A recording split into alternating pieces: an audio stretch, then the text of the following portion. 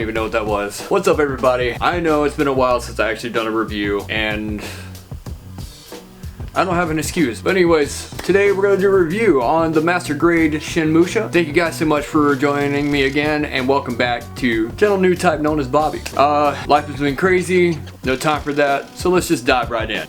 But first, let me go grab the box from up there, which might be...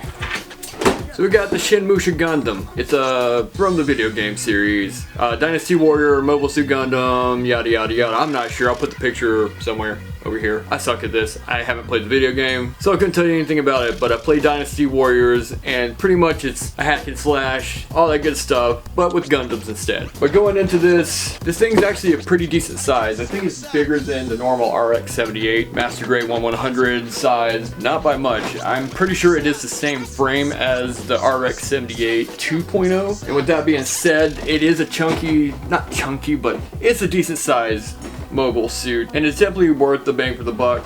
Normally these are running, I don't have the price, all that noise. Normally these are running between 60, 70 bucks. I got mine for 65 with my discount from Hobbytown, USA. It's nothing special, it's just part of a Gundam club here in Texas. If you're part of that, you get a discount, so go check that out. Go see Bob. Bob's awesome, and Philip's awesome as well. Anyways, enough of me talking, let's take a look at the Gundam head on, and let's talk about some of the cool things about this.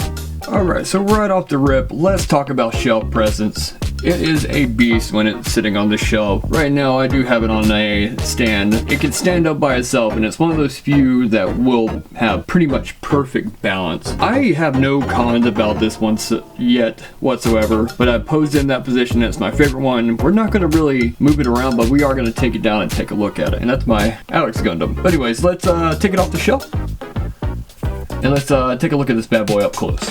Alright, so real quick, I'm going to go ahead and apologize for this being as dusty as it is, because I have not cleaned in such a long time. Life has been busy and it's been hectic. But this is it. This is a Shin Musha. Like I said, I don't want to move it around too much because I love this pose already. It's a solid Gundam. There are no complaints about this whatsoever. And it's a rare thing that I ever find a Gundam that I'm 100% satisfied with. But this is definitely one of those rare few.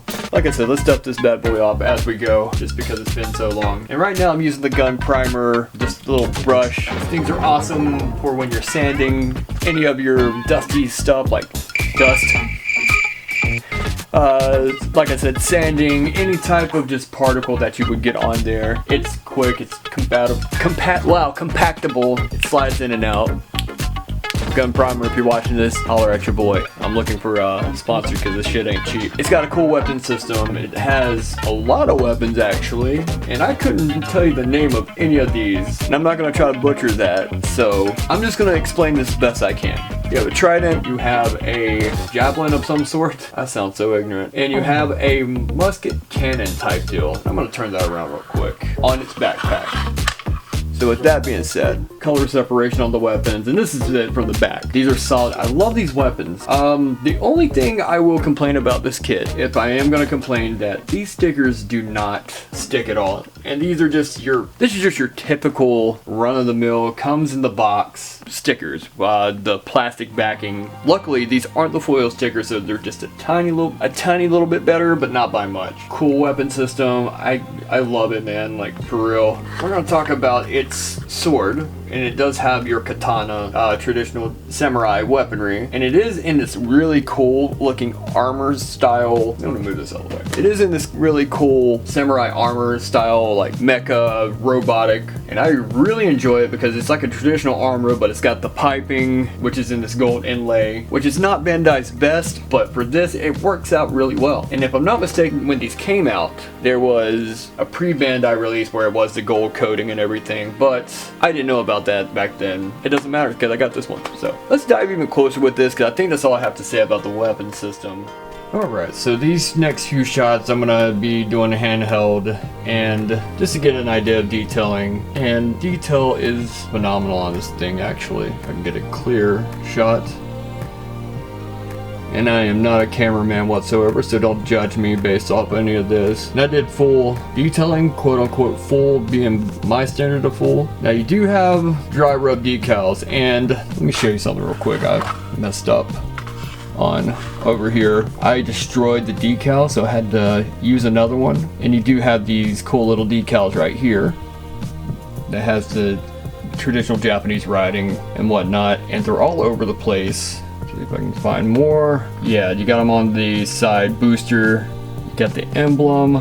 Nothing in particular, it's just a Gundam antenna and a gold inlay, and I just realized that. Holy crap. As far as detail, this thing has so much potential as far as painting it and whatnot. I just did very basic painting on this one. Like all the stuff in between its armor that is red, I just painted it black with acrylic paint, which I forgot to top coat it, but there's so much dust on it now I don't think I can. But yes, that is the Shin Musha in all its glory. So dusty. I apologize, everybody. You shouldn't have to see this. So yes, the Shin Musha is my favorite one I've built so far, and I built this back in, I want to say, March of this year. I just remember it's been a while. And I sat on this. This is a 10 out of 10 right here. Besides the stickers, I'm not even gonna even say the stickers are bad. I mean, it's your typical Bandai early 2000s. Yeah, early 2000s Bandai stickering. So I'm not even gonna fault it for that. It's just using old technology. I really wish I would have cleaned it off better. So you have so many options. The articulation on this for a bigger Gundam with armor like this is actually pretty solid. There's no stiff joints, there's no rubbing of plastic. It's a really well designed Gundam and really well put together. Where can you go wrong if you have the RX-78 as the pretty much internal structure of it, and then just add on this cool samurai looking armor? Really wish I could remember as much if there was any hiccups I had with building it, but I don't think there was. It was a pretty straightforward build. It took me a while, but in a good way. One of those things when you build things in Gunpla that you're just like, man, this is taking forever, but this is a good forever, as opposed to an HG where you can build on that for days and just I hate this. This, I did not have that problem. It was so well designed. Bandai, thank you for being so awesome with that.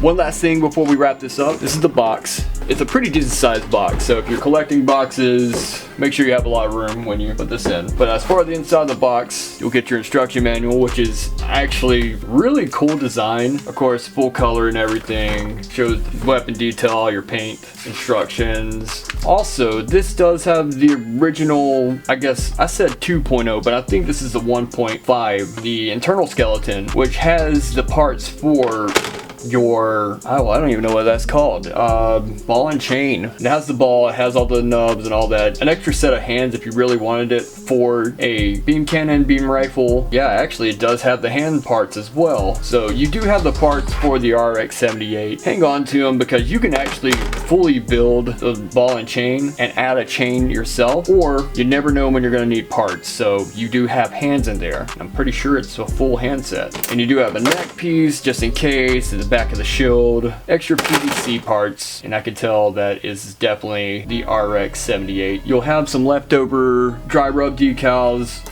Save them if you want. There's not going to be many left. I used all mine. Yeah, you will get foil stickers. There's my complaint. Just remembered it. If you are using the foil stickers for the head, be very patient because the flaps for the opening of the armor, they do not stick well. They actually don't look good, so don't be lazy. Just paint it. Last but not least, the stickers I was talking about. You know, your standard plastic printed sheets for warning, caution decals, and that's it. So, alright, I know my lighting's terrible with this, but there we have it. We're done. We got our first review in 6-7 months out of the way. I appreciate you guys sticking around and getting me as many followers as you have. I appreciate you guys, and I thank you all. But that's all I gotta say. I will be bringing it back, doing my best to stay on top of this. I don't have any excuses. Final thought, the Shin Musha, #1. A-okay with me. Love it. Thank you guys so much for watching. I'm gonna do some spinny footage at the end of this. Go watch some other videos of mine, or not, it doesn't matter. But I appreciate you guys, I love you guys, and we will see you on the next one, okay? Till then.